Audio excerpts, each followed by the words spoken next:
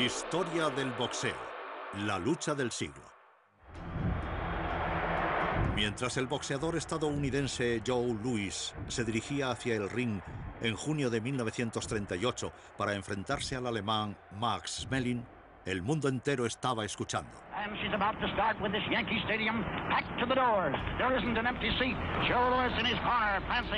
La presión sobre Louis era tremenda. Aquella fue la retransmisión más escuchada de toda la historia de la radiotelevisión.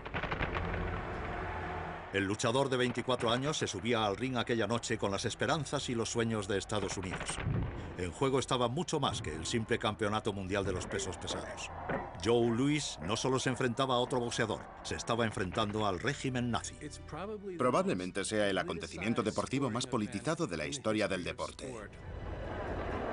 En una época en la que los negros vivían con miedo, aquella noche Joe Louis no solo estaba luchando por su país, sino que también estaba luchando por su raza. Si Joe Louis fuera al sur de Estados Unidos, no podría sentarse en un bar, tendría que sentarse en los asientos de atrás del autobús. Si eras negro en la década de los 30, digamos que eras más bien un ciudadano de segunda clase. El hecho de que él fuera nuestro representante contra aquel régimen fascista era más que una simple ironía. Pero también se estaba librando una batalla más personal. Louis sabía que tenía en su contra que era un boxeador estadounidense negro que se había pasado al otro bando. El antiguo campeón mundial de los pesos pesados, Jack Johnson, aconsejaba al campeón alemán sobre las debilidades de Louis en el ring. Sin duda, Jack Johnson fue el luchador a la defensiva más grande que jamás haya existido. Es decir, que si había alguien que pudiera detectar los fallos de un luchador, ese era Jack Johnson. Lo que sucedió a continuación recibiría el calificativo de la pelea del siglo por una buena razón. Dentro del ring se libraba una pelea de boxeo cargada con una rivalidad implacable y con odio. Fuera del ring se gestaba el inicio de una pelea histórica que trascendería el mundo del boxeo. Aquella no era la pelea del siglo, era la pelea del mundo. Esta es la historia de dos boxeadores negros muy diferentes y de la pasión que los movió. Una pasión que cambiaría no solo la cara del boxeo, sino también la de los propios Estados Unidos.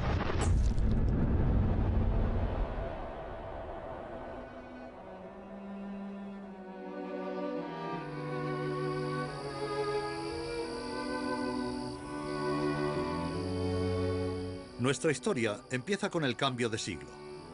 Jack Johnson nació en unos Estados Unidos olvidados en los que la esclavitud acababa de ser abolida. Entró en contacto con el boxeo a una edad muy temprana, pero no en el tipo de boxeo que conocemos hoy como deporte moderno. En los Estados Unidos del Sur, los niños negros solían luchar para la diversión de la élite social blanca.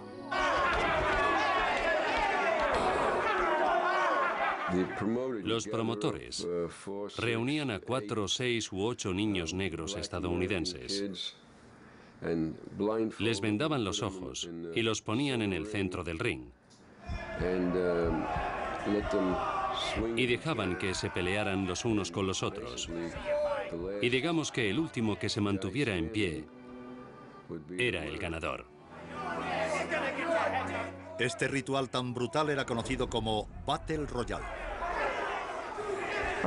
Un Battle Royale era una demostración absoluta de la inferioridad de los afroamericanos en Estados Unidos o en el deporte.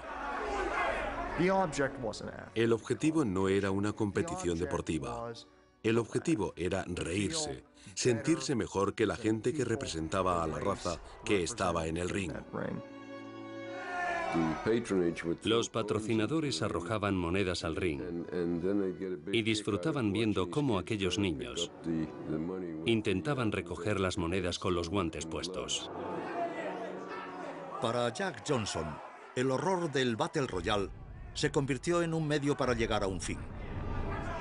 Para sobrevivir a esas terribles peleas con los ojos vendados, se preparó para convertirse en un excepcional luchador defensivo. Sin embargo, con el cambio de siglo, el boxeo se convirtió en un deporte nuevo y segregado, así que al principio, Johnson vio limitadas sus oportunidades. El título de campeón mundial de los pesos pesados solo tenía unos años de vida, pero ya tenía una importancia simbólica en unos Estados Unidos divididos racialmente. El hombre blanco era el campeón de los pesos pesados porque simbolizaba personificaba al hombre fuerte del mundo. Y eso no lo podía ser el hombre negro. A pesar de que las probabilidades estaban en su contra, Jack Johnson emergió de la Battle Royale decidido a convertirse en un luchador profesional, aunque solo podía luchar contra blancos en peleas semi-ilegales, por lo que corría muchos riesgos.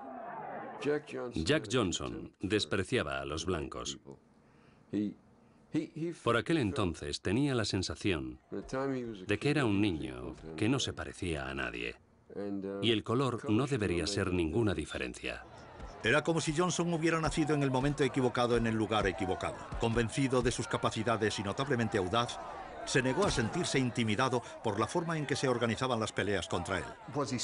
¿Había quedado marcado por su pasado? Estoy seguro de que estaba marcado por su pasado, pero no se sentía humillado por su pasado. Es decir, tenía un espíritu rebelde y eso en el sur es una pena de muerte. Durante 8 años, Johnson se peleó contra todas las promesas, pero en 1908 había derrotado a todos los que habían intentado derrotarle. Jack Johnson aprendió su oficio. Se enfrentó con algunos de los luchadores más duros de Estados Unidos. Ganó el campeonato negro de los pesos pesados. Empezó a forjarse la idea de que quizá le gustaría ser campeón del mundo de los pesos pesados. Estados Unidos simplemente no podía aceptar la idea de un luchador negro peleando por el título de los pesos pesados. Sin embargo, Johnson consideró que su oportunidad había llegado cuando Tommy Burns, el campeón blanco, se marchó de gira. Johnson persiguió a Burns hasta el otro lado del mundo y lo desafió en Australia. Here's Tommy Burns getting himself into the best shape of his entire career. Tommy knows that this is going to be the fight of his life. La pelea se celebraría en Sydney el día después de Navidad de 1908. Tommy Burns finalmente accedió a luchar con Jack Johnson por la cantidad inmensa para la época de $30.000. La pelea resultó un éxito, una multitud de 20.000 personas. La prensa y sus cámaras se agolparon para observar la primera pelea del campeonato entre un blanco y un negro. Johnson clinches with Tommy and smiles to ringsiders. Burns looks almost like a little boy compared to the 212-pound challenger. Los rounds de apertura fueron una sucesión de agarres con pocos puñetazos. Aunque evitaba pelearse con su rival blanco, Johnson, con 1,85, destacaba sobre Burns y sacó ventaja de su altura. La gente que los estaba viendo, en su gran mayoría blancos, creo que, si leemos algunas de las crónicas de los periódicos, de repente empezaron a sentirse un poco incómodos porque Jack Johnson es un espécimen, es decir, es un hombre muy fuerte. Para muchos de los espectadores, resultaba obvio que Johnson estaba simplemente jugando con el campeón, pinchándolo hasta que Burns, cansado, ya no pudiera seguir luchando. Here in round 5, Johnson has no trouble in tying his man up. Era un luchador muy bueno, un luchador que dominaba la defensa y que controlaba el ring totalmente. As we come to the end of round 5, it's apparent that Burns is almost at an insurmountable disadvantage against this magnificent fighting machine, Jack Johnson. Se defendía muy bien. Era un gran estratega. Y además sabía golpear. Además de dominar a su oponente físicamente, Johnson disfrutaba hostigando a su rival. Here in round 8, Johnson rushes in and holds Burns as he talks to ringsiders, laughing all the time. Si intenta humillar a un luchador blanco, perderán el control, y el boxeo es cuestión de control. Johnson calmly looks down at Tommy, talks to the champion, taunting him. He wants Burns, as well as everyone, to know that this is no fight, this is a picnic. Venga, pequeño Tommy, ¿no puedes dar más? Venga, Tommy, hasta tu madre pegaría más fuerte. Vamos, Tommy, dame. Demuéstrales lo que tienes y después... ¡Wop, wop, wop! ¡Arriba! A good right uppercut. Another ripping right uppercut by Johnson. Uppercuts, hooks, all punishing blows. Entonces la tensión va creciendo y creciendo, y Jack Johnson empieza a golpearle y a hacerle daño. Y si ves las imágenes grabadas, entonces de repente, ¡boom! Las imágenes se detienen. Jack Johnson gana. Se terminó. El final de la dominación del hombre blanco en el campeonato de los pesos pesados. Tras alardear de su superioridad física ante todo el mundo y ante las cámaras, Johnson se mostró tan grandilocuente fuera del ring como dentro de él. A Jack Johnson no le importaba un carajo. Vivía para romper las convenciones. Vivía como quería vivir. Era muy grandilocuente. Se vestía a la moda. Era el alma de todas las fiestas a las que acudía. No contento con desobedecer los dictados de la sociedad más correcta, Johnson también disfrutaba con las mujeres blancas e incluso llegó a casarse con una, Etta Durrea Johnson. Aquello fue algo que horrorizó a Estados Unidos, que lo consideraba un insulto adicional. El estilo de vida de Johnson vivía como conducía, rápido, rápido, a toda velocidad, a por todas. Era un hombre negro que no conocía su sitio, que conducía coches, que jugaba y que se negaba a ceñirse a las normas de la sociedad blanca. Jack Johnson asustó a los Estados Unidos blancos. Y no solo porque Jack Johnson era negro, sino porque Jack Johnson era el tipo equivocado de hombre negro. De hecho, Jack Johnson fue la peor pesadilla de los Estados Unidos blancos. Estados Unidos, que siempre había considerado a los negros como una carga, ahora tenían que mirarlos como si fueran sus maestros.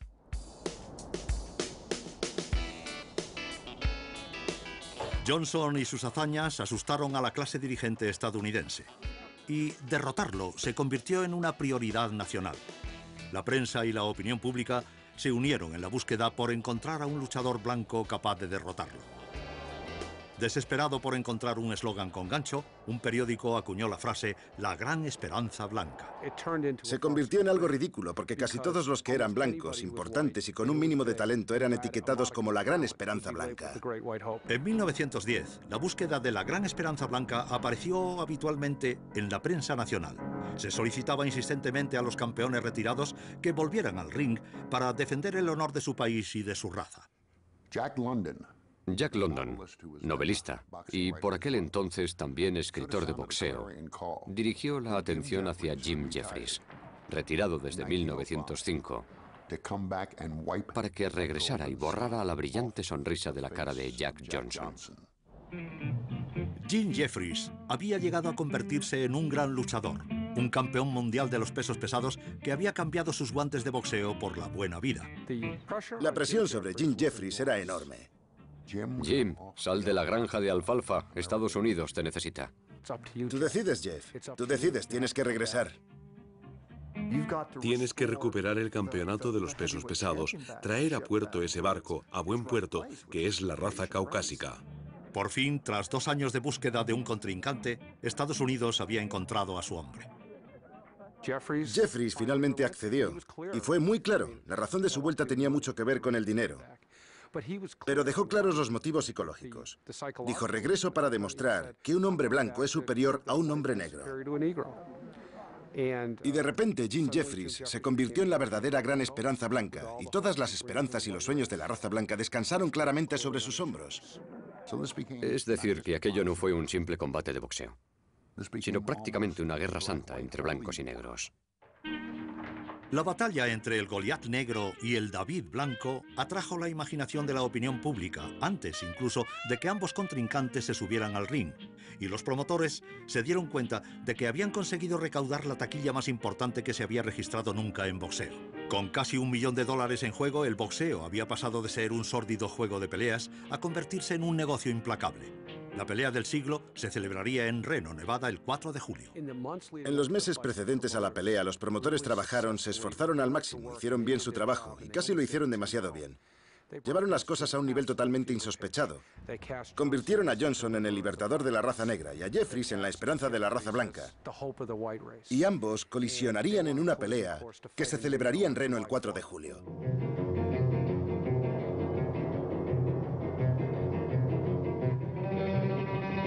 Era la primera vez que un acontecimiento deportivo lograba tanto interés por parte de la opinión pública. La batalla por el campeonato polarizó a la nación y dividió no solo a los blancos y a los negros, sino también a los seguidores del boxeo, de los detractores morales que creían que el boxeo no debería seguir existiendo. Lo que sucedió aquella semana antes del 4 de julio de 1910 fue que miles y miles de personas acudieron en masa a Reno, Nevada. Todo el mundo, desde carteristas a borrachos, pasando por jugadores, empresarios, políticos y famosos. Todo el mundo, gente importante y gente que no era nadie, estaba allí. Reno, que habitualmente es una ciudad con 15.000 habitantes, duplicó su tamaño aquel 4 de julio. Y durante el día, al igual que durante la noche, todos los bares, clubes, casas de apuestas y clubes de dudosa reputación se llenaron, incluso se desbordaron. Y las apuestas y los juegos. Probablemente nunca se había visto nada parecido ni antes ni desde entonces. El día del enfrentamiento, la policía armada patrulló las puertas de un anfiteatro nuevo diseñado para la ocasión, con el fin de asegurar que no entrasen espectadores con armas de fuego. Johnson recibió numerosas amenazas de muerte antes de la pelea, pero no parecía asustado. El simple hecho de subirse a un ring de boxeo requiere valor. Y a eso se añade saber que casi todos los espectadores que hay allí te odian. Te odian tanto incluso que te matarían, te asesinarían. Y luchar con esa expresión en la cara, como si estuvieras de paseo por el parque un domingo, sin que nada te preocupara en todo el mundo, es... The action is tentative, cautious. Two champions, one old and coaxed out of retirement, acclaimed as the Great White Hope. Cuando empezó la pelea bajo el sol de plena tarde, había muchas expectativas entre la multitud mayoritariamente blanca, ya que Jeffries parecía estar más fuerte que nunca. Nunca había perdido una pelea y observaban atentamente cada paso de la gran esperanza blanca. La pelea fue programada para durar 45 rounds, pero al final del sexto round, Jeffries empezó a mostrar indicios de su edad. Jeffries is beginning to show frustration. Each time he launches an attack, Johnson quickly stifles it. Tras más de un año de preparación, el que se había considerado el enfrentamiento del siglo se estaba convirtiendo rápidamente en un anticlímax exasperante. Y pronto se hizo evidente que solo había una posibilidad. En el round 14, Jeffries se mantenía en pie únicamente gracias a su legendaria capacidad para absorber el castigo.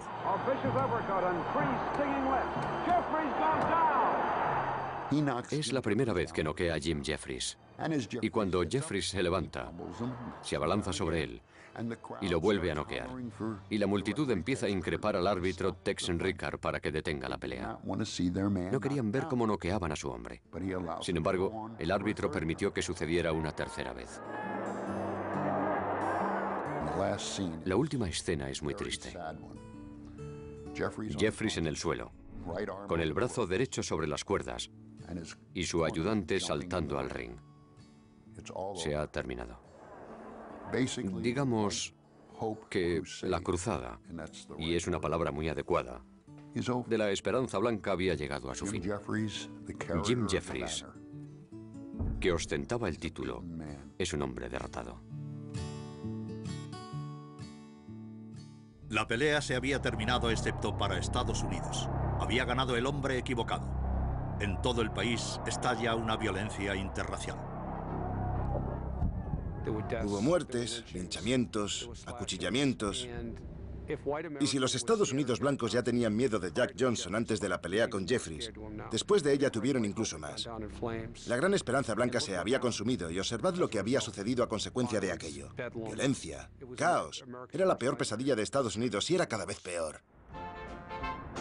El plan para destronar a Johnson había salido mal y para disgusto de la clase dirigente blanca, Johnson continuaba en lo alto del mundo. Poco después de su victoria, Johnson abrió un club nocturno en Chicago llamado Café Champion. Pero con aquel bar, su fama y su estilo de vida deportivo, Johnson se había convertido en el emperador de un submundo turbio de buscavidas, prostitutas, borrachos y jugadores, y empezó a perder el control que tanto deseaba dentro y fuera del ring. Con el clima que había entonces y con el comportamiento de Jack Johnson, tenían que intentar derrotarlo. Desesperados por encontrar algo incriminatorio, la oficina de investigación que posteriormente sería conocida como el FBI sometió a Johnson a una vigilancia de 24 horas.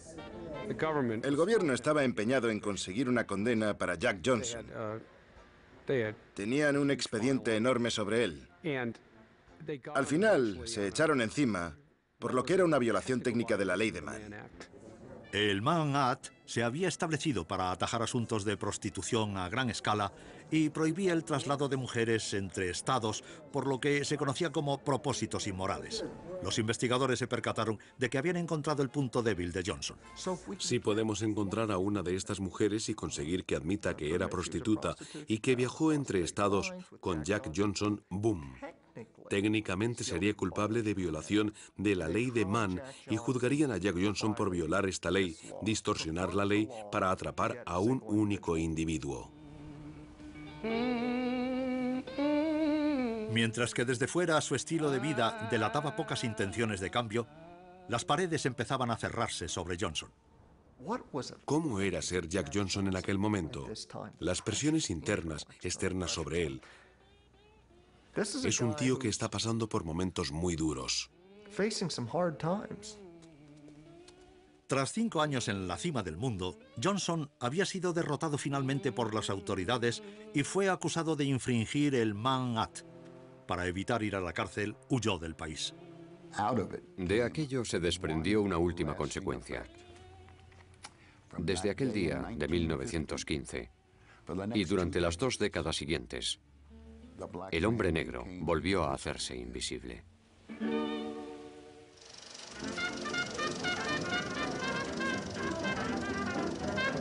Los años posteriores a la Primera Guerra Mundial vieron cómo el boxeo mejoraba hasta convertirse en el deporte más popular de todo el mundo. Jan Dempsey, campeón de los pesos pesados desde 1919 a 1926, era el rey sin rival conocido. Dempsey fue el primer playboy millonario del boxeo, un deportista campeón que personificó una nueva era. Él y sus managers estaban de acuerdo en que no tenía que pelear contra negros. Lo último que necesitaba o quería Estados Unidos era un nuevo Jack Johnson. Los luchadores negros, por muy buenos que fueran, quedaban totalmente apartados de la división de los pesos pesados. Pero cuando la situación se calmó, Estados Unidos tuvo que hacer frente a una depresión económica y una de las consecuencias fue que los negros empezaron a desplazarse en gran número desde el sur, el entorno rural, hacia el norte, el entorno urbano, en busca de empleo y de oportunidades. Muchos de aquellos emigrantes encontraron trabajo en las fábricas de cadenas de montaje de ciudades como Detroit por $5 al día. Entre los nuevos habitantes de la ciudad se encontraba una familia apellidada Lewis y su hijo Joe.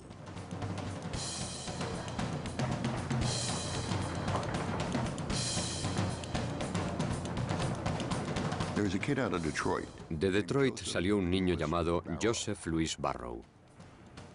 Una vez, alguien se olvidó su nombre en el ring y desde aquel día se convirtió en Joe Louis. Creo que Joe Louis siempre llevó el germen de la grandeza dentro de él. Tienes que verlo boxear para entenderlo. Tuve la oportunidad de estar cerca de Joe Louis, tuve la oportunidad de viajar con él, y cuando decías Joe Louis, todo el mundo sabía quién era Joe Louis. El joven Joe Louis fue descubierto por un manager negro con buenos contactos llamado John Rosborough, que creía que aquel hombre podía ser el primer negro en 25 años en llegar a lo más alto. Joe, I'm satisfied you're going to be the next heavyweight champion of the world. I hope so. Well, Joe, as your manager, I'm going to do everything possible to get you a chance to fight for the championship. Thank you. Hay que recordar que desde Jack Johnson no se permitió a ningún hombre negro luchar por el título de los pesos pesados hasta que apareció Joe Louis. Y por aquel entonces parecía que ningún hombre negro podría llegar a luchar por él. En vista de las acciones de Jack Johnson, los Estados Unidos blancos no estaban especialmente preparados para que un hombre negro reinara como campeón mundial de los pesos pesados. Así que en ese sentido para ellos fue un reto averiguar cómo llevar a mi padre, que había crecido digamos en los guetos de Detroit, hasta lo más alto de su profesión. Lo interesante sobre Louis es que el primer año de su profesión se enfrentó con los 10 mejores luchadores de pesos pesados y resultó victorioso una vez tras otra. Noqueo tras noqueo, tras noqueo, tras noqueo. El gancho de izquierda que te lanzaba era tan corto que ni siquiera podías verlo. ¡Bang! El tío ya estaba cayéndose antes incluso de ver llegar el puño. Tenía unos puños poderosos. Solía hacer mucha palanca con sus ganchos. Era algo característico de Joe Louis, únicamente de él. Fue el primer negro que verdaderamente surgió de las cenizas que había dejado Jack Johnson. Durante el transcurso de 1935, Lewis fue ascendiendo con paso firme por la división de los pesos pesados y el tímido boxeador negro tenía un gran número de seguidores, ya que nada le gusta más a Estados Unidos que un ganador. Cuando empezó a ganar, gran parte del público blanco de Estados Unidos empezó a cambiarse de bando, porque Lewis era, y cito, su tipo de chico negro.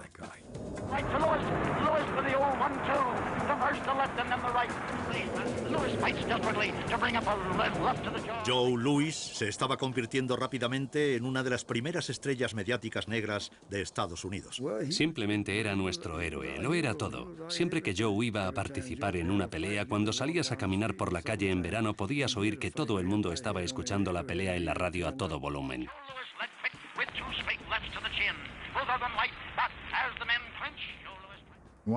Una de las bazas de mi padre fue que él apareció en la posdepresión de los 30 y los 40. Estados Unidos necesitaba un héroe, necesitaba a alguien a quien admirar.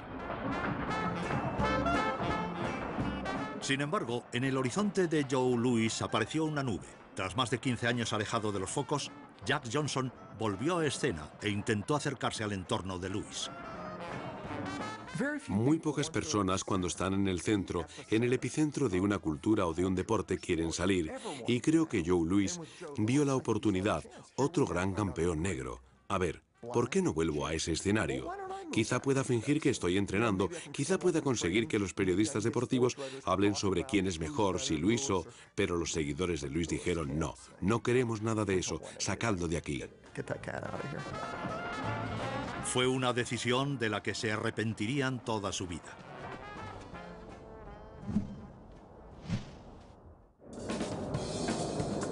Antes de que Louis pudiera luchar por el título, tendría que derrotar a otro europeo, un antiguo campeón mundial alemán llamado Max Schmeling.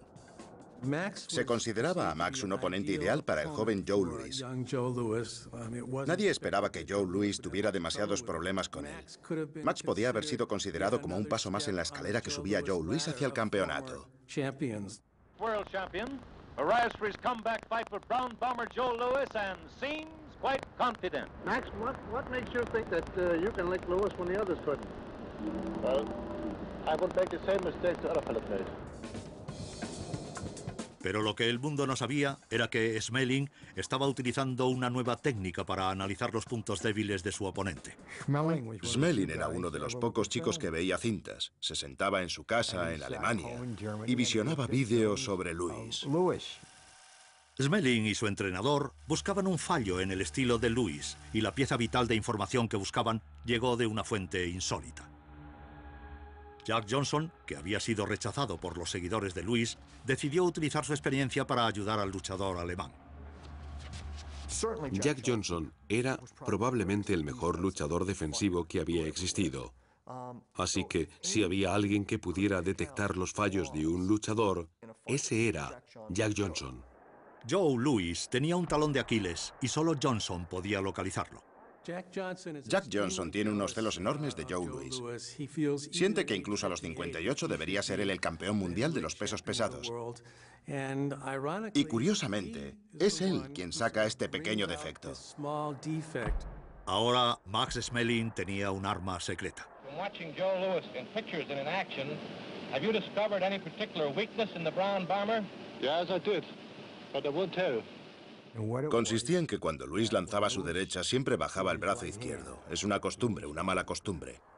Cuando vas al gimnasio, lo primero que te dicen es no bajes el brazo izquierdo. Si vas a golpear con el derecho, sube la mano izquierda. Pero él lanzaba la derecha y bajaba la otra. Es decir, que dejaba el camino abierto. En el Yankee Stadium de Nueva York, el 19 de junio de 1936, Joe Louis, el Brown Bomber, saltó al ring con Max Schmeling. Fue uno de los combates más memorables de la historia del boxeo. Invicto tras 28 peleas, Joe Louis ganaba en las apuestas por 10-1. Pocos esperaban que Schmeling dejara el ring de pie. Schmeling mantuvo la distancia los 3 primeros rounds y esperó a que Louis bajara la guardia. Schmeling lanzó un derechazo demoledor.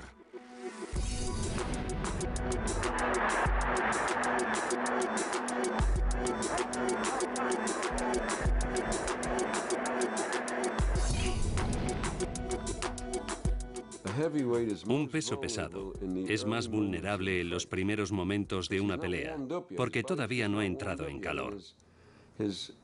Su cuerpo todavía no está a tono y su sistema nervioso central no está ajustado para aceptar un buen golpe. Así que cuando le golpeó en la barbilla, al inicio de la pelea con un demoledor derechazo en la barbilla, en la mandíbula, no llegó a superarlo.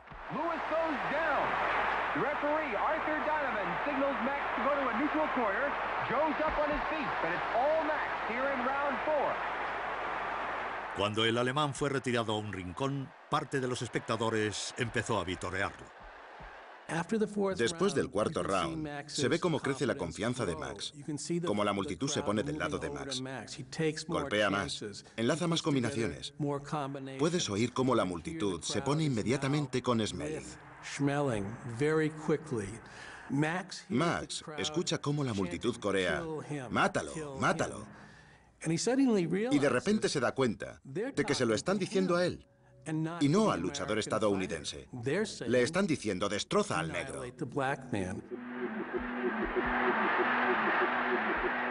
Desde el cuarto round en adelante, Luis no sabía dónde estaba, hasta el 12º. Entonces todo el mundo sabía dónde estaba, en el suelo, hecho añicos.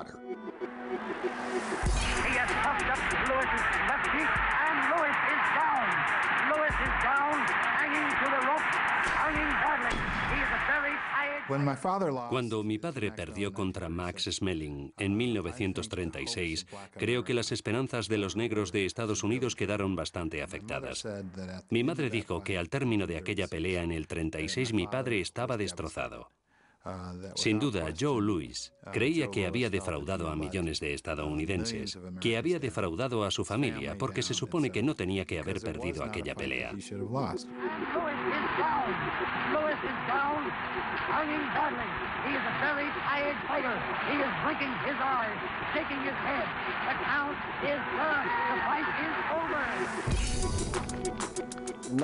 La noche que Max Schmeling lo derrotó fue una noche muy triste.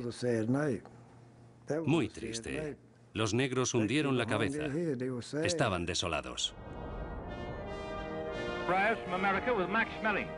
Blonde film star Anna Andra is on hand to welcome her celebrated husband, fresh from his triumph over Joe Louis. Annie heard America's plaudits by radio, but the reception Max is getting today is the most amazing in his career. Ignored and in high disfavor when he left Germany, the comeback ex-champ is now hailed as a national hero. La victoria de Schmeling significaba que el boxeador alemán sería el siguiente en luchar contra el campeón vigente Jimmy Braddock por el título de los pesos pesados.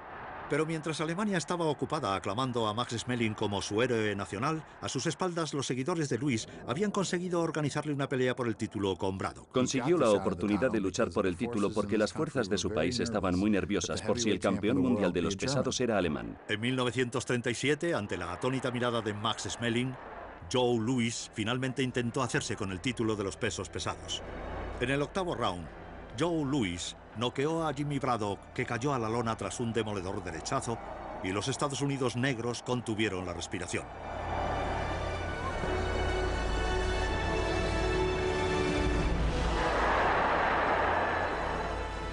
Han pasado 22 largos años desde Jack Johnson y una vez más un hombre negro es el campeón mundial de los pesos pesados. En Joe Louis, los ciudadanos negros de Estados Unidos habían encontrado finalmente a un hombre capaz de pelear por el título de los pesos pesados y en 1937 se convirtió en el campeón mundial. Recuerdo haber hablado con mi padre, y aunque estaba orgulloso por ser el campeón mundial de los pesos pesados, había sobre aquel título una nube muy oscura, y aquella nube era Max Schmeling. Joe Louis todavía tenía algo que demostrar y aceptó una pelea de revancha con Max Schmeling en cuanto pudo. La fecha fijada fue el 22 de junio de 1938. Brown bomber Joe Louis puts the name on the dotted line that says he's all ready to defend his heavyweight crown against Maxie Schmeling. Smiling now, but just wait till June 22nd. La pelea de 1938 contra Max Schmeling fue sin duda la pelea más célebre de mi padre, y probablemente en el contexto de la historia fuera lo más importante. Preparing for the most important fight of his life, Joe is anxious to avenge his only loss as a professional. There is no victory that Joe would cherish more. Max is very confident he can whip Joe once again and recapture that cherished heavyweight championship. La pelea inminente no solo era importante para el orgullo de Joe Louis. En el verano de 1938 había captado la atención de todo el mundo. Cualquier duda que pudiera tener Estados Unidos sobre la verdadera naturaleza de la Alemania de Adolf Hitler empezaba a evaporarse rápidamente, y los comentarios sobre cómo los nazis trataban a los judíos y otras minorías empezaron a sonar con fuerza. Hitler percibió que Max sería un valioso activo para la propaganda nazi. Max se reúne no solo con Hitler, sino también con Goebbels y con Goering, el ario alemán que ya había atacado a los negros y que ahora se enfrentaba a una nueva prueba. Lo que había empezado como una pelea de rencilla personal había terminado con una programación mucho más larga e internacional. Joe Louis va a la Casa Blanca invitado por Franklin Roosevelt, que lo recibe. Curiosamente, no dentro de la Casa Blanca, sino en el césped. Le toca los músculos y dice: esto es lo que necesitamos para la democracia, Joe. Ahora, Louis está luchando por Estados Unidos. Por los negros, sí, pero por los blancos también. El campeonato de los pesos pesados, que en otro tiempo había sido el estandarte de la supremacía blanca, había pasado a simbolizar el mundo libre, y Joe Louis había sido elegido como su insólito campeón. El defensor de la democracia, por primera vez en la historia de Estados Unidos, era un hombre negro. La segunda pelea de Joe Louis con Max Schmeling adquirió una gran importancia simbólica.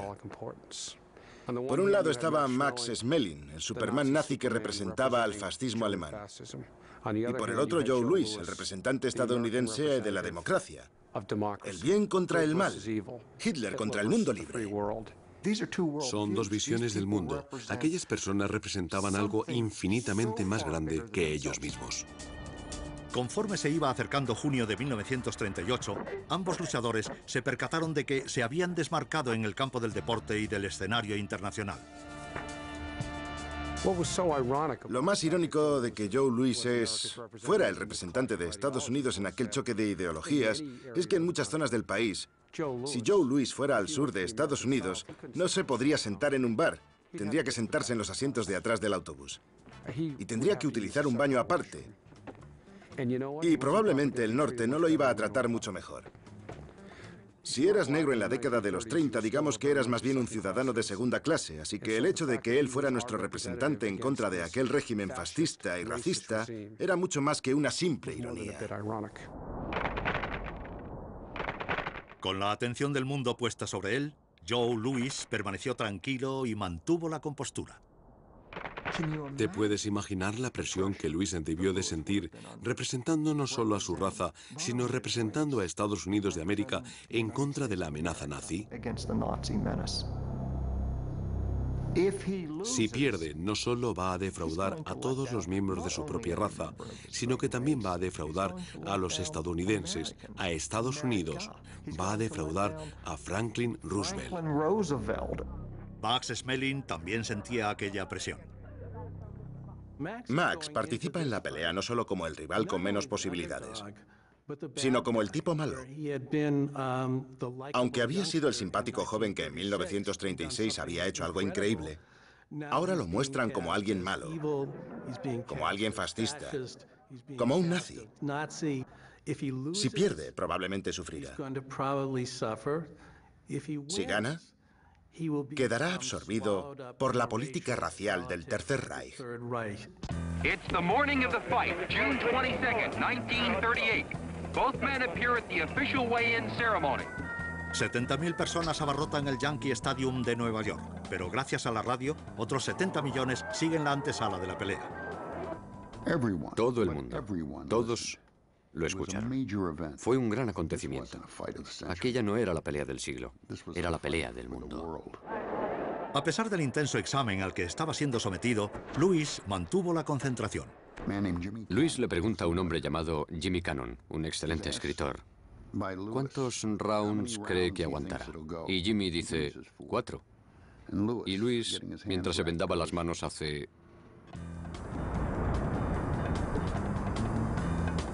Mientras Estados Unidos se preparaba, la cobertura de la radio alemana también permitía que el Tercer Reich apoyara a su hombre, Schmeling. The former heavyweight title holder, Mientras los dos luchadores esperaban el inicio del primer round, el mundo se detuvo. Unos 30 años antes del aterrizaje en la Luna, aquel fue el acontecimiento más importante de la historia de la radiotelevisión.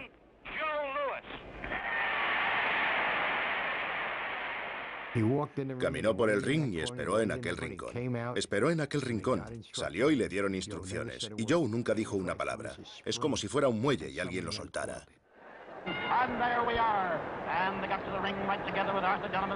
Desde los primeros segundos del round de apertura, estaba claro que Joe Louis se había aprendido su lección: no bajar la guardia. Schmeling is not sitting around very much, but his face is already marked, and they stepped into a fast clinch, and at close range, Lewis fights desperately to bring up a left to the jaw and a right to the body, and coming out of that clinch, he got over a hard right, and then... Muy pronto, el ataque implacable de Louis pone a Schmeling contra las cuerdas. Lewis then cracked him with two straight lefts to the face, and brought over that hard right to the head, high on the temple, and Max tied him up with a left swing, but in close, brought up a hard right uppercut, and right to the jaw, and... Fue como un verdugo, con la víctima amordazada. Schmeling emitía ruidos. Era como una mujer llorando. Estaba muy malherido. El presentador dijo que aquella noche ningún hombre vivo podía haber derrotado a Joe.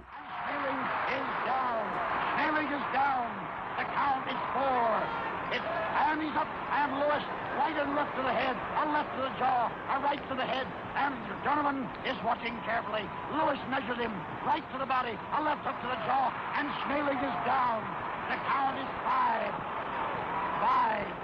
5, 6. Todo se paró para oír a Callum McCarthy decir que había caído. Que había caído. Schmeling ha caído. La cuenta está en 1, 2, 3, 4. The fight is over on a technical knockout. Max Schmeling is beaten in one round. The first time that a World Heavyweight Championship ever changed hands in one round. The winner and still champion, Joe Louis. En una brutal exhibición que dura solo 2 minutos y 4 segundos, Joe Louis luchó como nunca. Por él, por su raza y por su país. Max Schmeling solo lanzó 2 puñetazos. Toma, este golpe contra la Alemania de Hitler, este otro contra la raza dominante, este golpe contra el fascismo. Pero para los afroamericanos, todo significa mucho más. Aquello era, sí, un golpe contra todas estas cosas, pero es un golpe dado por un afroamericano.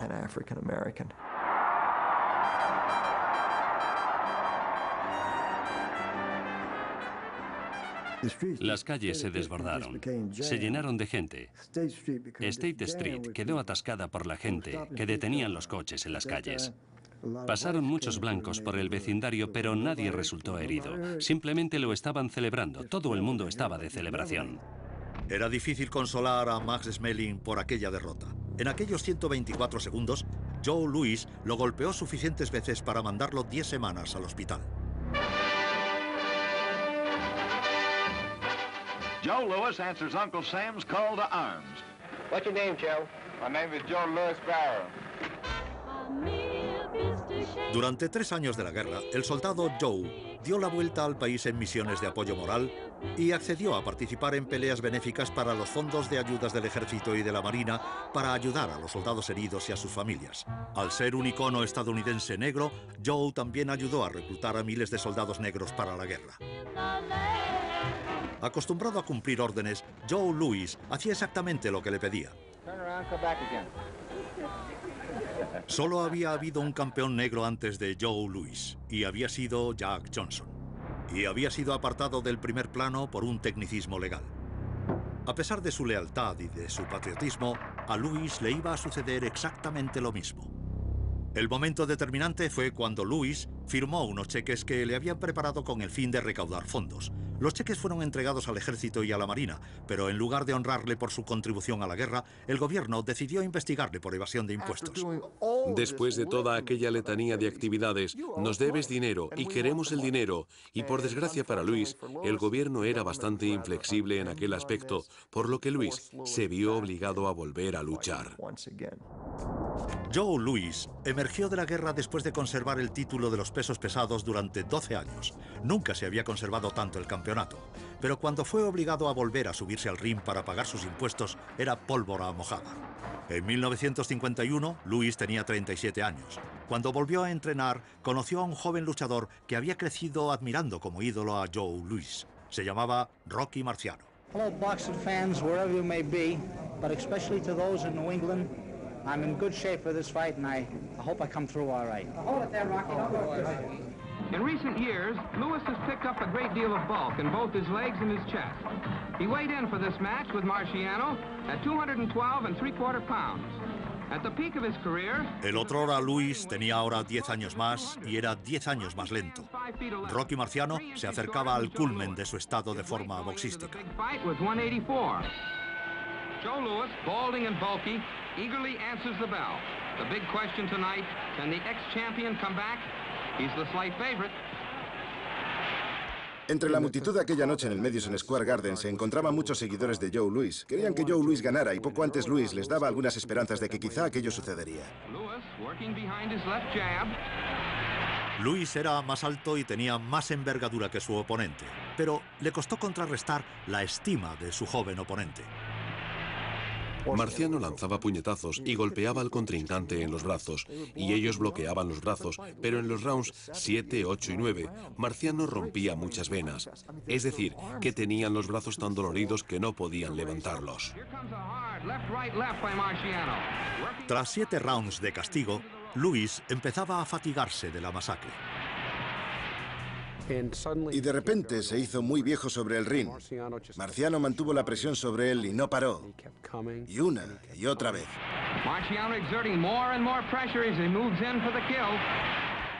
Cuando llegaron al 8º round, Marciano sabía que ya lo tenía.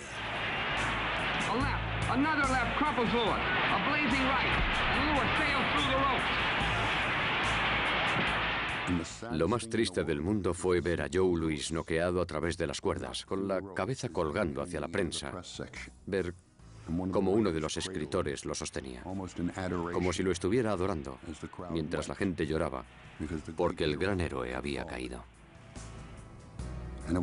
Y era casi larga vida al rey. El rey está muerto. Larga vida al rey. Y el rey en este caso era Rocky Marciano. La primera persona que consoló al ídolo fue Rocky Marciano. Marciano lloró y lloró porque había derrotado a su héroe. Y creo que si Marciano hubiera podido controlar la pelea, se habría distanciado y habría tomado una decisión. Pero ver a Joe Louis noqueado, y que lo había noqueado él, creo que le dolió, porque Marciano también había crecido en un entorno humilde y entendía de dónde venía mi padre. Así que al final Marciano no quería ser el hombre que había noqueado a Joe Louis. El 26 de octubre de 1951, el reinado de Joe Louis como campeón invicto de los pesos pesados del mundo llegó a su fin. Fue la última vez que el gran Joe Louis se subiría a un cuadrilátero. Incluso el hombre que lo había derrotado estaba destrozado. Rocky Marciano era un hombre muy sentido. Se fue al vestuario de Louis para darle la mano y para agradecerle aquella oportunidad y para decirle que lo sentía. Y Joe le dijo: sé lo que es ganar. Y no te preocupes, ahora el ganador eres tú. Y digamos que le pasó su cetro. Aquella noche de 1951 se ganó otra larga batalla. La pelea Louis-Marciano puso fin a una era en la que el boxeo había estado dominado por una preocupación insana por la raza. Era un indicio de que Estados Unidos finalmente estaba a punto de dejar atrás la idea de la segregación racial. Que Joe Louis y Rocky Marciano hubieran competido en igualdad de condiciones formaba parte del legado que había dejado Jack Johnson, el primer campeón negro. Pero allí donde Jack Johnson había quemado puentes a su paso, Joe Louis los había levantado. Fue Joe Louis quien hizo que el boxeo dejara de prestar atención a los colores. Fue Joe Louis quien hizo que Estados Unidos viera más allá del blanco y el negro. Creo que Johnson fue verdaderamente importante para los negros de Estados Unidos. Creo que Louis fue más importante para los blancos de Estados Unidos. Creo que la imagen que Louis proyectó hizo que esa integración fuera más palpable para Estados Unidos. Fue importante para nuestra perspectiva de los afroamericanos, para que un estadounidense blanco dijera, ah, sí, no me importaría que este hombre fuera vecino mío. Joe Louis trascendió el boxeo. Fue un héroe de todos los tiempos. So the Bible said, and it still is news. Mama may have the copper man. Hey, the men are in the ring. The fight is over on a technical knockout. Matt Schmeling is beaten in 1 round. The first time that a World Heavyweight Championship ever changed hands in 1 round. Yes, he's got his own.